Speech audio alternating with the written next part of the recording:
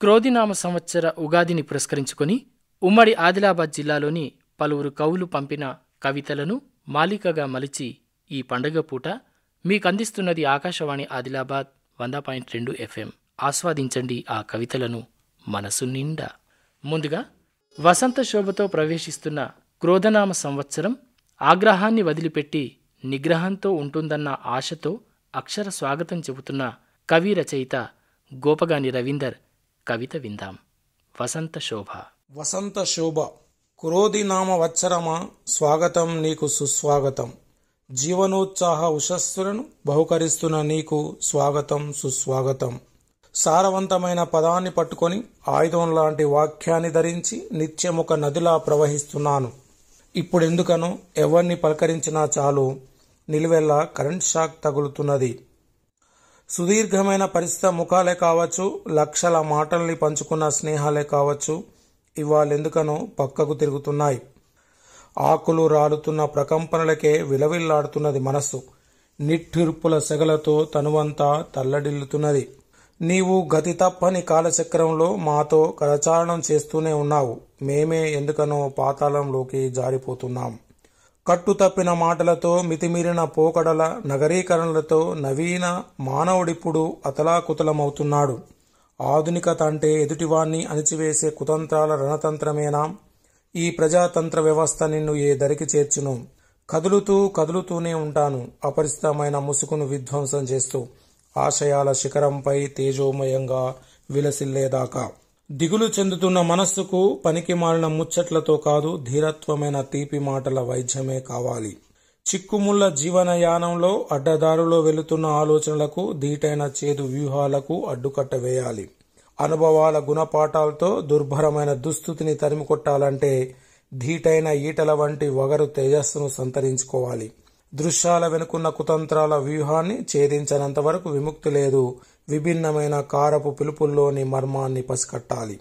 వర్తమానంలోని అయోమయాన్ని నిర్వీర్యం చేయాలంటే జ్వలించే పులుపుల వంటి అలుగుజాడలే కావాలి. ఒక తన్మయత్వపు ఆశల చిగురు, ఒక అడవి లాంటి పచ్చని పరవశం, షడ్రుచుల సమ్మేళనంతో కల్పతరువుల వసంత శోభతో ప్రవేశిస్తున్న క్రోధనామ వత్సరమా, ఆగ్రహాన్ని వదిలిపెట్టి నిగ్రహంతో ఉంటావని ఆశిస్తూ హృదయపూర్వకమైన స్వాగతం నీకు సుస్వాగతం. ఒక తన్మయత్వపు ఆశల చిగురు, ఒక అడవి లాంటి పచ్చని పరవశం, షడ్రుచుల సమ్మేళనంతో కల్పతరువుల వసంత శోభతో ప్రవేశిస్తున్న క్రోధనామ వత్సరమా, ఆగ్రహాన్ని వదిలిపెట్టి నిగ్రహంతో ఉంటావని ఆశిస్తూ హృదయపూర్వకమైన స్వాగతం నీకు సుస్వాగతం. గోపగాని రవీందర్ కవిత విన్నారు కదా. ఇప్పుడు వసంతగానం వాట్సాప్లోకి వచ్చింది, కోయిల కూతలేమో రింగ్ టోన్లైనై అంటూ వర్ధమాన పరిస్థితులను వర్ణిస్తూనే నాటి ఉగాది వైభవాన్ని గుర్తు చేస్తూ చిందం ఆశన్న చెబుతున్న కవితను ఇప్పుడు విందాం. ఉగాది బతుకు. ఈ ఏడు క్రోధినాముడు నవవసంతపు కోయిలై కొత్త రాగమెత్తుకొని పార్లమెంటు పాటందుకొని మంది మార్బలాన్ని ఎంటేసుకొని పాతకుండలో కొత్త పచ్చడి నింపుకొని బలాబలాల రాజపూజ్యాల మానవమానాల కొత్త పంచాంగంతో మన ముందుకొస్తున్నాడు.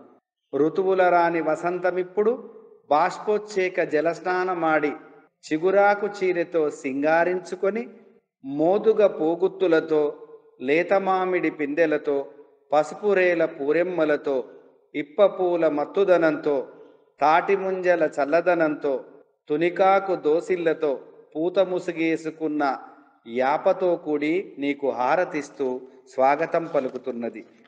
నిద్రలో కూడా నన్ను సతాయిస్తూ ఉగాది మస్కున్నే మా ఇంటి ముందు కూసున్నది.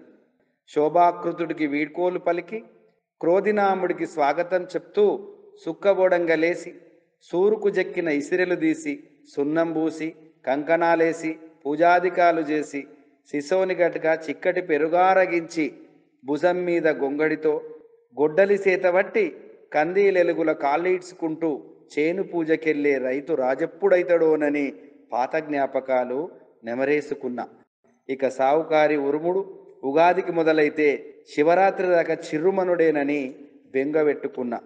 నాడు మా ఊరి ఔసుల రాములకు ఆటానిస్తే కొత్త పంచాంగ బలాబలాలు చూసి ఈ ఏడాదికి బాకీ లేకుండా గడుస్తుందని భారం దించి భరోసిచ్చేటోడు, బతుకు చిగురాకుకు చిరునామైటోడు. ఇప్పుడిక వసంతగానం వాట్సాప్లోకి వచ్చింది. కోయిల కూతలు రింగ్ టోన్లైనయి, మోతుకాకులు ప్లాస్టిక్ ఇస్తరాకులైనయి.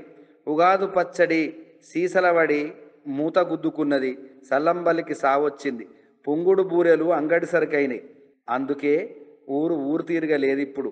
ఉన్నతనాన్నిడిసి పట్నంకాయి పానంబారేసుకుంటున్నది. శోభాకృతుడో క్రోధినాముడో ఏదో ఒక పేరుతో వచ్చే ఉగాదులు రానేవట్టా పోనేవట్టా, కానీ రైతు బతుకు మాత్రం మోతుక్కు మూడాకులే. ఇది చిందం ఆశన్న కవిత. నవచైతన్యపు బాటలో సమాజం నూతన మెరుగులు దిద్దుకున్నప్పుడే కదా నవోదయం అంటూ కొండా సాయిప్రియ వినిపించే కవిత. కవితా శీర్షిక నవోదయం. రోజులు మారడం తేలికే, సంవత్సరాల అంకెలు మారి కొత్త పుటలో తేదీలెక్కడం కాలగమనమే.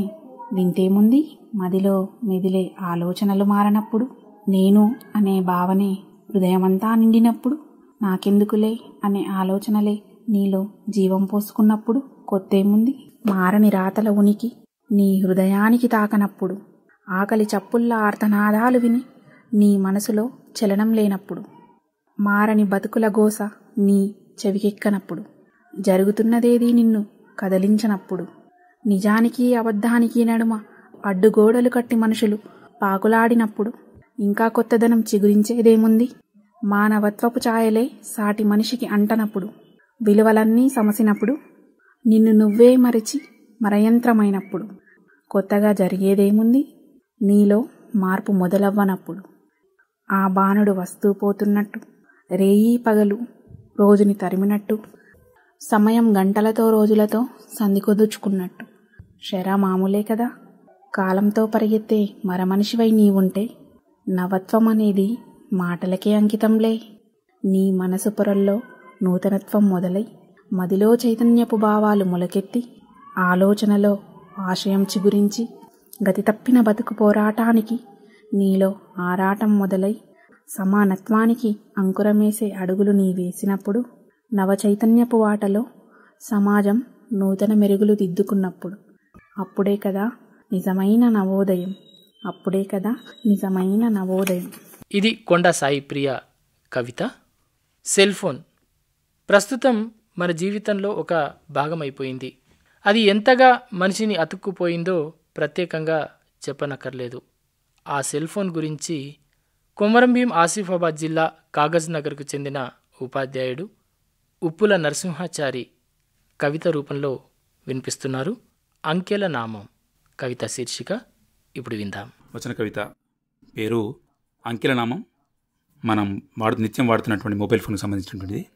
అంకెల నామం అరుదైన ప్రాణం, అందాల వర్ణం అన్నిటా అందలం, మెరుపు వేగం వాయుపదం కాలనియమం పలుకు ప్రియం, మౌన కారుణ్యం మాటల పర్వం చెవులు గరం నిద్రధూరం, సర్వమతం సర్వకార్యం విస్తృత ధర్మం వినూత్న పర్వం, గుప్పెడ గర్వం విడ్వరు జనం దూరం దూరం, లక్ష్మీ ఉపకారం సరస్వతీ ఆహార్యం నారదమంత్రం నాట్యమయూరం, రూపలావణ్యం గానగంధర్వం చిత్రమాధుర్యం సొగసు బంగారం, ప్రపంచ పర్యాటనం వార్తాపఠనం జ్ఞానభాండారం సంతోషాల గుడారం, సంగీతస్వరం నరులకు వరం మద్రీముల పర్వం అమృతవరం, కణవిచ్ఛిన్నం తప్పనైన వైనం కలిగితే గౌరవం వ్యవహార సాఫల్యం, మేధోమదనం సమాచార విప్లవం అయ్యింది అనివార్యం ఉంటే మహోపకారం.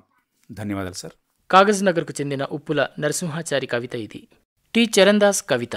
పల్లెల ఉగాది వృధా, ఊరు తీరలేదని మంది అనంగిన్న, మంది అంటున్నది షారాన పల్లె బతికున్నది బారాన, తరవాయి బట్టి చెప్తే తైలె నిండుతుంది, అంకబెట్టి చెప్తే గంప నిండుతుంది, తెల్లారుదామట్టు కోడి పుంజు గూత, కొట్టాల కూసుండి సుట్టగుంజుతున్న తాత, పెంట తోడుకుంటా పిల్లల్ని మేపుతున్న కోడి, కొమ్ములకు సున్నం పూసుకున్న ఎడ్ల జోడి, మెడల గంటలు గజ్జలు జూళ్ళు మోరికలు వేసుకొని శలకల ఆరుకునబోతున్న కసలం, గట్కా గుడాలు బూరెలు కొత్త మామిడికాయ కారం, జిమ్మల బుట్టని భుజంకేసుకొని ఊళ్ళెకస్తున్న గూండ్ల కాక, హనుమన్ల పార మీద పంచాంగం చెప్తున్న పంతులు, టీన్ల మీద ఇప్పపు వెండువులు, చెట్టుకు రూపాలు కాసినట్టు మోతుక్కాయలు, రచ్చబండ కాడ నూనె పోసుకొని మెరుస్తున్న రాగి చెట్టు, పోషవ గుడి ముందు పూత మిసు వేసుకున్న యాప, అడ్లదాతిలా కొత్త గొంటుకు గిర్రలు, కమ్మరి కొలిమిల పలువులు కర్లు.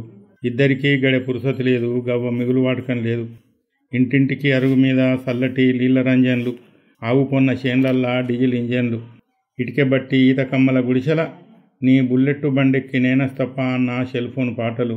ఆ పాటకు నటనానుకూలం 3 ఏళ్ల పొల్లని డ్యాన్సు. అలుకుగూత అంతులల్లా అత్తగోడన్ల కయ్యం. నీళ్ల పొయ్యి కింద మంటకు మంద మీద పిడికిలేరుతున్న పిల్లలు. కంట్రోల్ బియ్యం రేపటికే తెచ్చుకోనోళ్ళు తెచ్చుకోలా చెప్పలేదనే రూహు అని దండోర చేస్తున్న కొతలోళ్ళ మామ. మంచం మీద పాద్దోతి వరిసి అడెంబెడుతున్న అత్త. ఆకు సున్నం కాసు పోకలేసి ఇడమేసుకున్న ముత్త. కాలిరిగిన ఎద్దును పడగొట్టి వేస్తున్న సుడిగొడుపు సురుకులు. పెద్ద పానాదంతా గోదలు మేకలు లేపుతున్న దుబ్బ. లేగ ఆకలి మంటని పాలతో సల్లార్పుతున్న అమ్మ. ఎలకను షికారి చేసి ఉరుకుతున్న పిల్లి.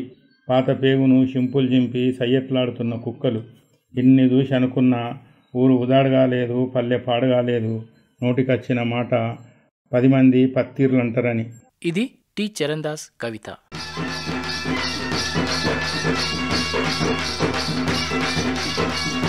ఆకాశవాణి ఆదిలాబాద్ 100.2 FM మనస్సు నిండా.